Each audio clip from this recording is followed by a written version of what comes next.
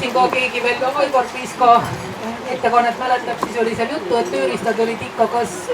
kivist, luust või puust. Antud hetkel on siis tegemist nende luusttööriistadega, aga samas siis ka omavahel siis toimus see, et kivi abil töödeldi luud, luu abil teinekord ka kivi, samuti puud ja selle tõttu siis nad annavad nagu üksteisest ka mingit aimu. Nii ja siis nüüd nendest 4 leiukohast on siis kokku 138 luueset või siis ka luutöötlemisjääki ja mõned nendest on ka natuke küsitavad, et kas neil siis on tingimata töötlemisjääke või nad on lihtsalt murdunud, aga praeguse seisuga neid on siis 138, aga nad on siis nagu väga erinevatest kohtadest siis, eks ole, mõnest on ainult paar leidu ja mõnest siis 2 kohast on siis üle 60 leiu, aga ma vaatan neid praegu siin kõiki koos ja ma ka neid dateeringuid eriti ei arvesta, et ma lihtsalt nagu vaatan siis seda, et kuidas seda luud on töödetud ja milleks neid esemeid on kasutatud. Ja luust ongi siis enamik esemeid ning siis hambaid ja kihvu ning sarve on kasutatud hoopis vähem. Nii ja siin on siis nüüd üks valik selliseid leide, kõik need luuesemete fotod on siis maili tehtud. Ja siin on siis jah nüüd näha natukene neid erinevaid esemetüüpe, mida me siis vaatama hakkame. Ja mida siin ka just Aivar nimetas, eks ole, et on olemas selliseid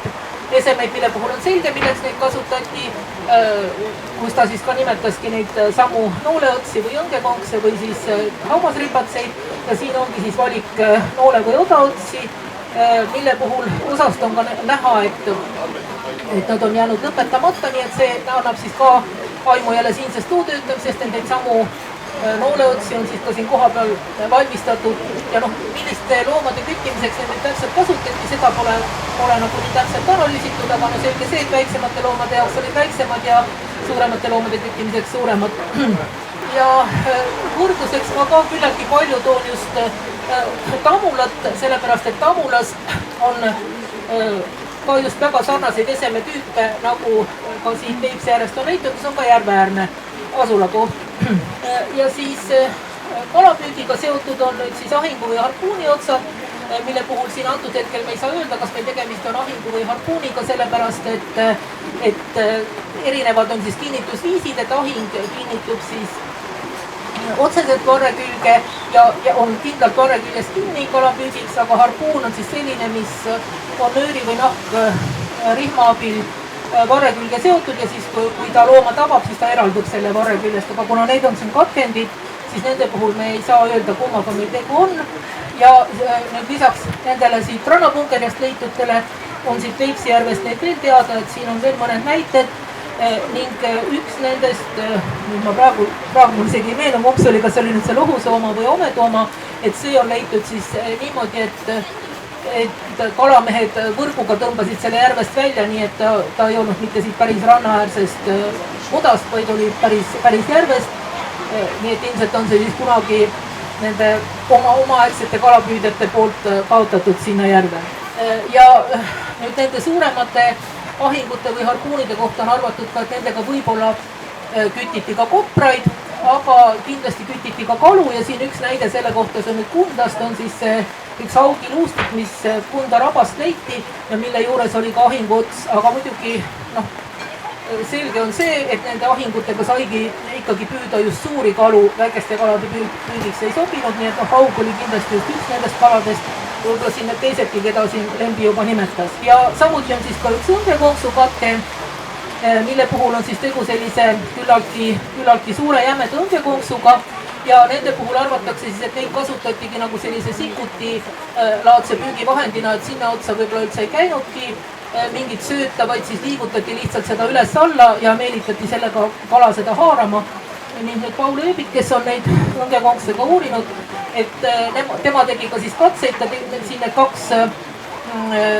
kaks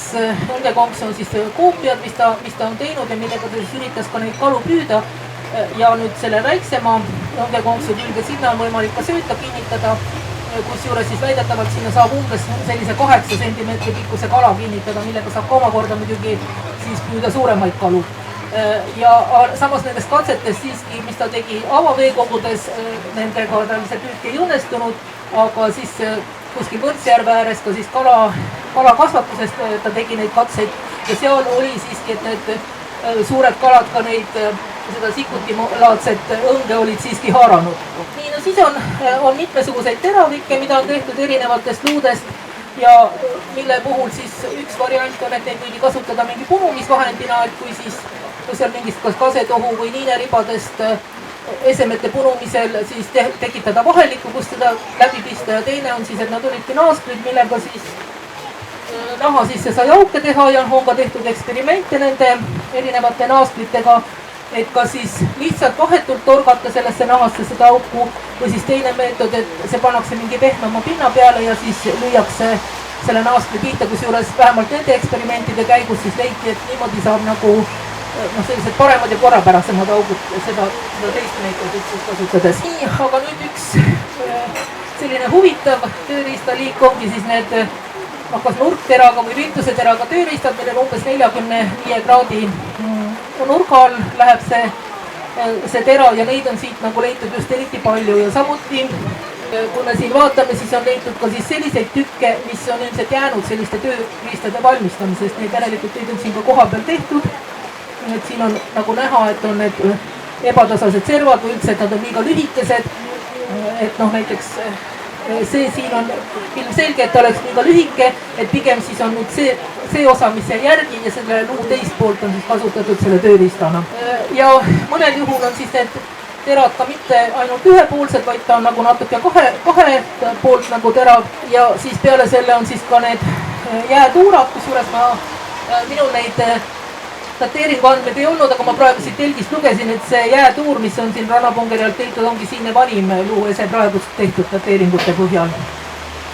Ja siin jälle me näeme, et samalaadseid asju on ka siis ka mujalt, et näiteks siis Tammulast ja neid jäätuurasid on ka just näiteks Pulli ja Kunde asulakohtadelt, siis mesoliitilistelt asulakohtadelt ja ka neid nurkteraga tööriiste on siis ka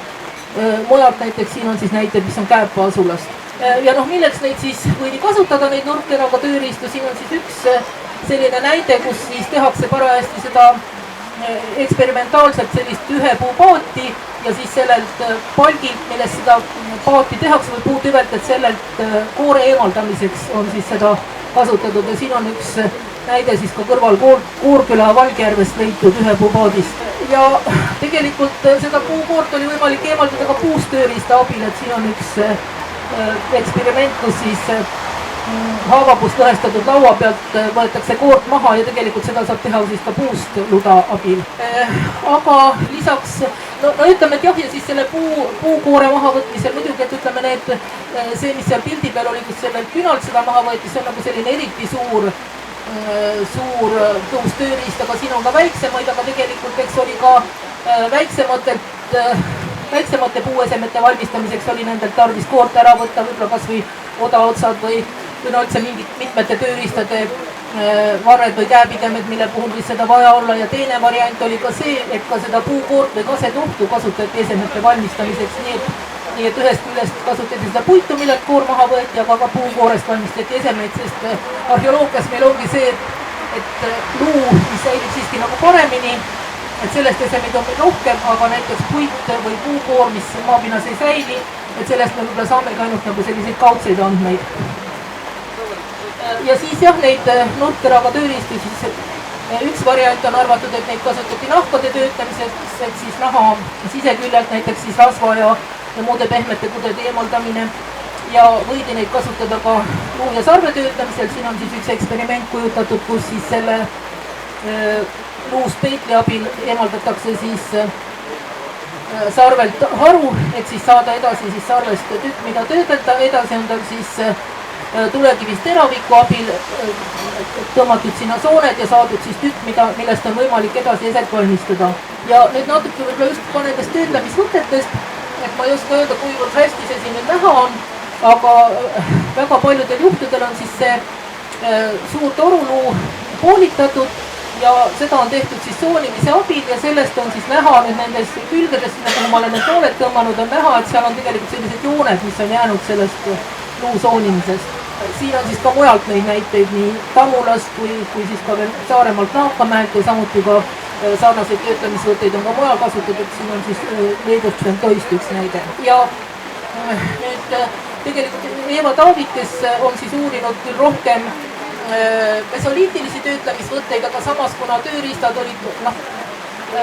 nagu siin jutt oligi, nagu Aivar Kiska ennem ütles, eks ole, et tööriistad olid kivist, luust ja puust ja kuna seda luud töödeldi mõlemal juhul kivi abil, siis tihti ka need töötlemisvõtted olid siiski sarnased ja kasutati sarnaseid meetodeid. Ja nüüd soonimine on siis selline luu tükeldamise meetod, kus siis seda tulekivist teravikku tõmmatakse siis ühes suunas ja samas tema peale surudes, aga siin on siis saagimine, et saagimine on siis selline, et see surve pole nii tugev ja toimub kiirem liigutamine ja siis edasi-tagasi suunas. Siin on siis veel mõned näited eksperimentaalselt siis selle soonimise, luu soonimine ja siis ka üks sarv, mille peal on need soonimisjäljed näha.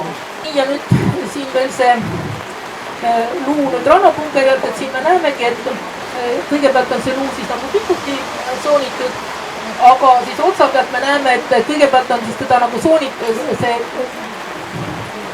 lõikamiseks soonitud, aga siis see viimane lõpp on ära murtud, et me näeme seal neid murdekohtasid. Ja selle puhul siis ka eksperimentide käigus siis on siis ka seda tehtud, et see toimus siis ka nii, et tehti sinna sellesse kohta, kus see luu või sarv pidi murduma, tehti soon ja siis pannes ta mingile alusele, siis löödi kiviga selle koha pihta ja siis ta murdus õigest kohast, aga kui nüüd nagu valesti seda teha, siis võib ka valesti minna selles mõttes, et siin kõrval on siis see eksperimendi käigus proovitud lüüa nii, et see soon ei olnud nagu õige koha peal ja selle käigus siis luu murdub vale koha peal. Ja siis nüüd veel selliseks meetodiks on siis kaapimine, millega on siis luuesemetele kuju antud ja siin on siis lihtsalt mõned näited ka rannapungerjalt, kus nendel luudel on neid kaapimisjälgi näha. No see ongi nüüd ka üks nooleots, mis ilmselt on jäänud lõpetamata, sest paistab, et ta võis olla juba ka siis töö käigus juba murdunud. Aga mis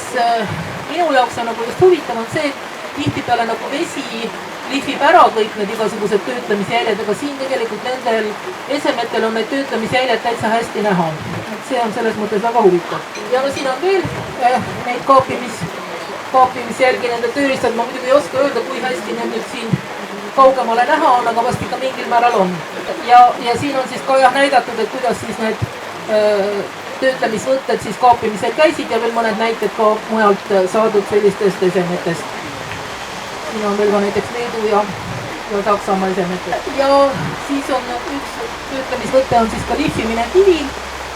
mille käigus siis oli võimalik saada hästi sileda pinnaga esemeid. Ja siin on nüüd üks roie, tähendab, on siin kaks roiet, üks on siis roie, mida võib nimetada kas toormaterjaliks või tootmisjälgiks ja teine on siis, mis on lõhestatud ja millel on siis näha sellised väiksed sälgukesed seal servades ja need on siis ka tekkinud vastava töövõtte tõttu, et siin me näeme ka selliseid näiteid, kus nagu nendel roietel on seal näha sellised lohukesed, mis on mul siis punaste joontega sinna märgitud ja eksperimendi käigus on siis ka valmistatud neid esemeid ja siin on siis näha, et kõigepealt on siis roide servas see luu ära kaabitud, siis on tulekivist esemega soonitud sinna soon ja edasi on siis seda nimetatakse siis kiillõhestustehnikaks, et on siis taotud, no see võis olla ka kivitööriist, aga siin antud hetkel on väike luutükk, mida on siis järjest sinna sellesse prakku taotud ja niimoodi see luu on siis lõhestatud. Ja noh, üldse roided nagu sobivad hästi selleks, et kui tahetakse just mingit õhukest teravat lõike serva saada. Nii ja kui nüüd Tõnu siin rääkis sellest, et põder oli see, kellest kasutati palju hambaid ja kellest on ka skulptuure tehtud, siis tegelikult põder oli ilmselt üks loom, keda ka kõige rohkem kütiti ja kelle luudest ka kõige rohkem tööriistu tehti, sellepärast et ja nii luudest kui sarvedest, sellepärast et need luud olid ka suured ja siin on nüüd nagu näidatud, et milliseid luid on just kõige rohkem kasutatud ja eelkõige ongi siis need olnud kämbla ja pöialuud, mis on pikad ja sirged ja millel on tugev ja paks kompaktosa, millest on siis saadud teha mitmesuguseid erinevaid tööriistu, nii johinguid kui harpuune, nooleotsi ja siis roided ja abaluud, mis on siis lameluud, millest sai siis teha selliseid terava servaga tööriistu ja siis üks oluline materjal on olnud ka põdrasarv, mis on nagu ka hästi selline elastne ja löökidele vastupidav, millest on näiteks tehtud kirvepäid ja mitmeid selliseid tööriistu ja noh, sealt saab ka suhteliselt suuri tükke, aga selle tõttu on sarv olnud oluline, aga nüüd rannapungerjalt on seda sarve ikkagi väga vähe, et siin on nüüd just üks no siis töötlemisjääk, see on siis see sarve alumine osa ja selle puhul on siis näha, et tegemist on maha heidetud sarvega. Aga näiteks tamulast on päris palju sarve, ma võin siin selle pildi ka panna, siin on ka näha nüüd see, et mille poolest siis, kui nüüd see leid on saadud, et on näha, kas on siis tegemist maha heidetud sarvega või kütitud loomasarvega, kus siis see sarvel kinnitub selle laubalu jätke külge. Ja et võib-olla siis see nagu näitabki ka selle leiukoha kasutamise sesoonsust, sellepärast et kuna sarvedel on ka kindel periood, kuna neid asulakohti ju tihti kasutatigi sesoonselt mingil perioodil, kas just kalapüügiks või nii edasi, et võib-olla siis neid asulakohti on kasutatud sellisel perioodil, kui põdrasarve ei olnud võimalik saada, sest põdrasarved hakkavad kasvama kuskil aprillis, aga alguses nad on siis pehmed ja kaetud nahaga ja see luustumine toimub siis kuskil augustis-septembris, on siis see nahk nendelt sarvedelt maha kraabitakse ja siis on see sarv kasutatav, ütleme sellisel perioodil siis seda põtra küttides on võimalik saada siis neid nii-öelda kütitud põdrasarvesid ja siis millalgi novembrist jaanuarini toimub see põdrasarvede mahaheitmine, tavaliselt siis vanematel põdrapullidel varem, noorematel hiljem ja sel ajal on siis võimalik metsast leida neid maha heidetud sarvi ja neid kasutada, aga samas need sarved seal metsas väga kaua tavaliselt ei säili, sest väidetavalt siis ka näiteks närilised võivad need sarved ära süüa, nii et seetõttu ilmselt mingil suveperioodil, kevad-suveperioodil sarve võib-olla nagu eriti saada ei ole.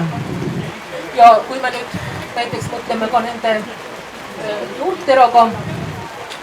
tööriistade peale, et kui näiteks mõelda, et nendega võidi võtta puukoort, siis etnograafilisest materjalist on ka teada, et näiteks Pärna niine võtmine, see oli kõige parem teha just kevad-suvisel perioodil, ütleme, et siis enne jaanipäeva kindlasti, nii et võib-olla siis näiteks need, nii see põdrasarvede puudumine, kui ka näiteks just nende nurkteraga tööriistade rohkus, mida kasutati puukoore võtmiseks, võiksid ehk näidata, et äkki see asustus oli siin, või need asulakohad olid rohkem kasutusel sellisel kevad-suvisel perioodil, no see on selline oletus, ma muidugi ei oska öelda, kas see nii on. Veel üks materjal on siis hambad ja kihvad, milles siis üks variant on jah, nende ripatsite valmistamine, aga mets ja kihvadest on tehtud ka selliseid nuge, siin on siis jah üks lõhestatud mets ja kihv ja samuti on siis ka üks lõhestatud hammas, samuti on siis ka üks lõhestatud karuhammas, teine näide on siis lõhestatud karuhambast, mis on leitud Tamulas, nii et neid on siis kasutatud tööriistadena, et siin on kohe eksperimendi käigus siis seakihvast tehtud teraviku abil siis püütakse teha siis auku naha sisse. Ja siis hammasripatsitest siis nii palju jah, et need augud võivad seal olla ka erinevad, et siin sellest koolitatud seakihvast ripatsil on siis näha selline hästi korrapärane ümarauk, samas sellel teisel ripatsil, mis siis siin on kujutatud, sellel on siis selline piklik sisse uuristatud auk ja tihti ka, ütleme, et kui nüüd mesoliitikumis oli tavalisem üldse see, et nendel hammasripatsitel ei olnud mitte auku tehtud, vaid tehti sälk, mille abil nad kinnitati, siis neoliitikumis ehk nooremal kiviajal on tavalisem juba jah, et on need aukudega, aga kuna selle augu, hammas on küllaltki tugev materjal, selle augu puurimine ei olnud ka nii kerge, siis tihtipeale on ka seda hamba juure osa selleks nagu õhemaks kõigepealt lõõgatud ja alles siis see auk tehtud, mida me näeme nii selle rannapunger ja hammasripatsil kui ka näiteks nendel Tamula ripatsitel. Ja no siin on ka siis sellised näited, kuidas siis see puurimine võis toimuda, kas tulekivist teraviku või siis ka vibupuuri abil. Et selles osas on ka siis jah tehtud eksperimente, et neid auke valmistada. Ja puurimise käigus siis ka ma just öelda, kui hästi siin ka näha on, aga siis ka selle augu juures on siis ka nagu näha see ringikujulise liikumise jäljed seal. Ja kui mul rohkem ei olegi midagi öelda, aitäh!